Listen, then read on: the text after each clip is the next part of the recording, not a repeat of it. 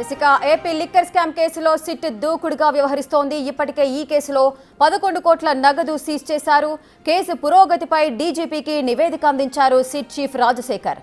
ఈ క్రమంలో మాజీ సీఎం జగన్ అరెస్టు తప్పదంటూ మంత్రి లోకేష్ కూడా క్లూ ఇచ్చేశారు. చట్టం తన పని చేసుకుపోతుంది అంటూ కామెంట్స్ చేశారు.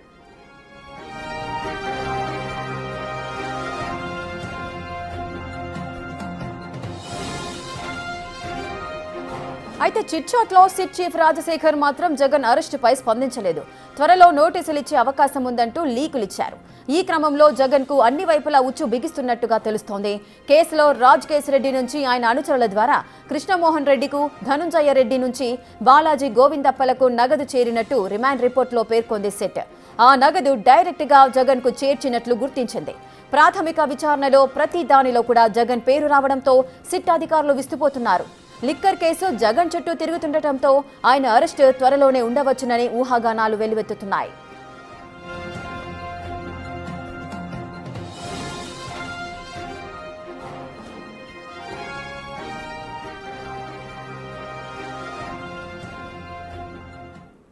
ఇసుక లిక్కర్ స్కామ్ కేసుకు సంబంధించిన లేటెస్ట్ అప్డేట్స్ అయితే బయటకు వస్తున్నాయి. జగన్ పేరు అన్ని విషయాలలో, అన్ని విచారణలో ఆయన పేరు మాత్రమే బయటకు వస్తుంది. మరి నెక్స్ట్ ఏం జరగబోతోంది, దీనికి సంబంధించిన పూర్తి డీటెయిల్స్ మా ప్రతినిధి శివ అందిస్తారు. శివ, నెక్స్ట్ టార్గెట్ లేదా నెక్స్ట్ ఇక జగన్ అరెస్టే ముఖ్యంగా మిగిలిపోయింది అంటూ కూడా కొన్ని వ్యాఖ్యానాలు వినిపిస్తున్నాయి. చట్టం తన పని తాను చేసుకుపోతుంది అంటూ కూడా మరికొంతమంది మంత్రులు కూడా చెబుతున్న పరిస్థితి ఉంది. అసలు ఏం జరగబోతోంది నెక్స్ట్? రేఖ, మొత్తం మీద చూసుకుంటే లిక్కర్ కేసులో అన్ని వేళ్లు, అన్ని దారులు, అన్ని వివాదాలు, అన్ని కేంద్రాలకి జగనే టార్గెట్ అయిన పరిస్థితి కనిపిస్తోంది. లిక్కర్ కేసు వ్యవహారానికి సంబంధించి కూడా ఇప్పటివరకు అరెస్ట్ చేసిన 48 మందిలో 12 మంది నిందితులని విచారించిన సమయంలో కానీ, 11 మంది నిందితులు కస్టడీకి తీసుకుని విచారించిన సమయంలో కానీ, లేకపోతే 268 మంది సాక్షులను వివిధ సందర్భాల్లో విచారణ చేసిన సందర్భంలో కానీ ప్రతి అంశంలో కూడా జగన్ పేరు ఎక్కువగా వినిపిస్తున్న పరిస్థితి కనిపిస్తుంది. అలాగే 305 పేజీల ఛార్జ్ షీట్లో కూడా జగన్ పేరు అనేక సార్లు సందర్భాల్లో కూడా ఇన్వాల్వ్ చేసిన పరిస్థితి కనిపిస్తూ ఉంది. రాజ్ కసిరెడ్డి ద్వారా చాణక్య, బాలాజీ గోవిందప్పకి, అలాగే కృష్ణమోహన్ రెడ్డి, ధనుంజయ రెడ్డికి నిధులు చేరాయి అనేది ప్రధానంగా సిట్ చేస్తున్న ఆరోపణ. దానికి సంబంధించిన ఆధారాలను, వివరాలను సేకరించింది. వారి వద్ద నుంచి ఎక్కడికి చేరాయి, అది బిగ్ బాస్కి చేరాయా, మరి ఎవరికి చేరాయి అనే దానికి సంబంధించి లోతుగా విచారణ చేపడుతున్న పరిస్థితి కనిపిస్తూ ఉంది. నిన్న పట్టుకున్న 11 కోట్లు తనవి కాదు అని చెప్పి రాజ్ కసిరెడ్డి చెప్పారు, కానీ ఆ డబ్బులు ఎవరివో చెప్పలేదు. ఖచ్చితంగా ఇది జగన్ డబ్బులేనంటూ కూడా లోకేష్ నిన్న సెటర్ వేసిన పరిస్థితి కనిపిస్తుంది. అంటే లిక్కర్ కేసుకు సంబంధించి అనేక చోట్ల డంపు చేసినట్లు కూడా తెలుస్తోంది. సూట్ కేసు కంపెనీలు పెట్టి ఆయా నిధులను అటు డైవర్ట్ చేయడం, తర్వాత అక్కడి నుంచి ఆ సూట్ కేసు కంపెనీలు సొంత ఖాతాలకి డైవర్ట్ చేసుకున్న పరిస్థితి కనిపిస్తోంది. అదాని డిస్టిలరీ నుంచి 5 కోట్ల రూపాయల నగదును పెద్దిరెడ్డి కంపెనీకి డైరెక్ట్గా ట్రాన్స్ఫర్ చేసినట్లు ఆధారాలు ఉన్నాయి. దీనిపై నిరూపణ చేయాలని చెప్పి లోకేష్ కూడా ఛాలెంజ్ విసిరారు. హోంమంత్రి అనిత కావచ్చు, లోకేష్ కావచ్చు, సిట్ చీఫ్ రాజశేఖర బాబు కావచ్చు, మిగిలిన వ్యక్తులు కావచ్చు, ప్రతి ఒక్కరు కూడా వీరు మొత్తం కూడా ఏ సందర్భాల్లో ఏ రకంగా చెప్పినా కానీ త్వరలోనే జగన్కి అరెస్టు తప్పదు, అలాగే నోటీసులు కూడా ఇస్తామని చెప్పి కీలకమైన వ్యాఖ్యలు చేసిన పరిస్థితి కనిపిస్తోంది. చట్టం పని తాను చేయించుకోబోతుంది. ఎక్కడా కూడా దీంట్లో చట్టానికి తన మన అనే భేదాభిప్రాయాలు ఎక్కడా ఉండవని చెప్పి కూడా క్లారిటీగా చెప్తున్న ప్రయత్నం అయితే కనిపిస్తోంది. మొత్తం మీద చూసుకుంటే అన్ని దారులు, అన్ని వైపులా కూడా జగన్ వైపే చూపిస్తున్న నేపథ్యంలో ఈ కేసులో జగన్కి మాత్రం ఉచ్చుబీసుకునే అవకాశాలు స్పష్టంగా కనిపిస్తున్నాయి. అయితే సిట్ అధికారులు మాత్రం జగన్కి నోటీసులు ఇవ్వాలన్నా, లేకపోతే ఆ తర్వాత అరెస్ట్ చేయాలన్నా సరే కీలకమైన ఆధారాలను, సాక్ష్యాలను దగ్గర పెట్టుకొని చేయాలనేదే సిట్ ఆలోచనగా కనిపిస్తూ ఉంది. నిన్న సిట్ చీఫ్ మీడియా చిట్ చాట్తో కూడా అనేక అంశాలను పంచుకున్నారు. జగన్కి సంబంధించి కాదు, ఇప్పటివరకు అరెస్ట్ చేసిన వ్యక్తులను కానీ, లేకపోతే ఇప్పటివరకు తాము ఆరోపిస్తున్న వ్యక్తులకు సంబంధించి కానీ ప్రతి ఒక్కరిపై సాక్ష్యాలు, ఆధారాలు, డేటా సేకరించుకున్న తర్వాతనే వారిని అరెస్ట్ చేశాం. వారిని కస్టడీ తీసుకుని విచారించిన సమయంలో కానీ, లేకపోతే అరెస్ట్ చేసిన సమయంలో కానీ వారిని ఏ కారణంతో అరెస్ట్ చేశామనేది వివరాలను, ఆధారాలతో సహా వారికి చూపించి మరి అరెస్ట్ చేశామని చెప్పి కూడా సిట్ చీఫ్ చెప్తున్న పరిస్థితి కనిపిస్తూ ఉంది. త్వరలోనే జగన్కి నోటీసులు ఇచ్చే అవకాశం ఉందా అని చెప్పి అడిగిన ప్రశ్నకి సిట్ చీఫ్ రాజశేఖర బాబు కూడా అవుననే సందేశాన్ని అయితే ఇచ్చాడు, కాదు అని చెప్పలేదు. కానీ అరెస్టుపై మాత్రం ఆయన ఎటువంటి సమాధానం కానీ ఎటువంటి సమాచారం కూడా ఇవ్వలేదు.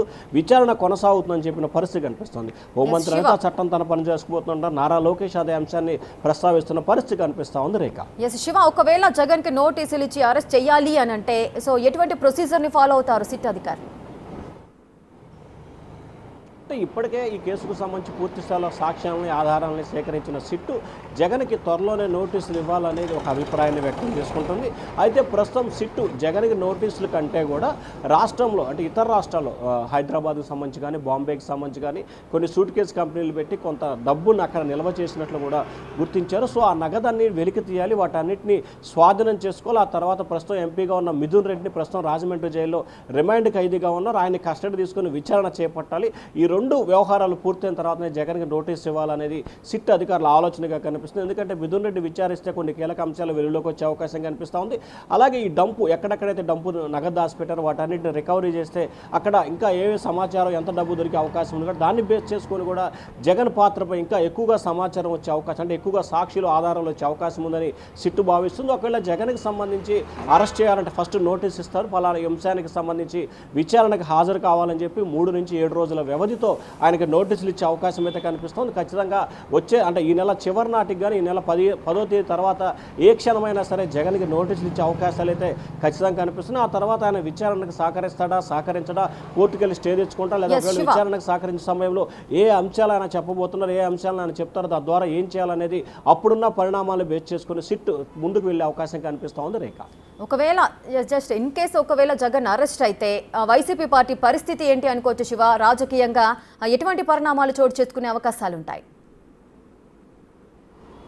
అంటే ఖచ్చితంగా లిక్కర్ వ్యవహారానికి సంబంధించి కూడా ప్రభుత్వం అరెస్ట్ చేస్తుందా లేదా అనే అంశాన్ని కనుక పక్కన పెడితే గత 5 సంవత్సరాలుగా వైసీపీ ప్రభుత్వ హయాంలో లిక్కర్ వ్యవహార కల్తీ కావచ్చు, లేకపోతే రకరకాల కారణాలు కావచ్చు, చీప్ లిక్కర్ కావచ్చు, లేకపోతే రకరకాల బ్రాండ్లకు సంబంధించి కానీ చాలామంది కిడ్నీ లివర్ వ్యాధి బండి వందలాది మంది చనిపోయిన పరిస్థితి కనిపిస్తూ ఉంది. 2019లో వైసీపీ అధికారంలోకి వస్తే 2019 డిసెంబర్ నుంచి పాలసీ అమలులోకి వచ్చింది. 2020 నుంచి కూడా తెలుగుదేశం పార్టీలు కావచ్చు వివిధ పార్టీలు కూడా మద్యం వ్యవహారంపై పూర్తి స్థాయిలో కూడా ఆరోపణలు చేస్తున్న పరిస్థితి కనిపిస్తోంది. ఇంతమందికి చావు కారణమైన వైఎస్ఆర్సీపీ నిందితులు అని చెప్పే ప్రయత్నం చేస్తారు. ఇప్పటికే రాష్ట్ర వ్యాప్తంగా లిక్కర్ స్కామ్లో జగన్ పాత్ర ఉందనే అంశాన్ని మాత్రం ఇటు కూటమి ప్రభుత్వం కావచ్చు ఇటు ప్రభుత్వం కావచ్చు పూర్తి స్థాయిలో ఎస్టాబ్లిష్ చేసిన పరిస్థితి స్పష్టంగా కనిపిస్తూ ఉంది. రేఖ.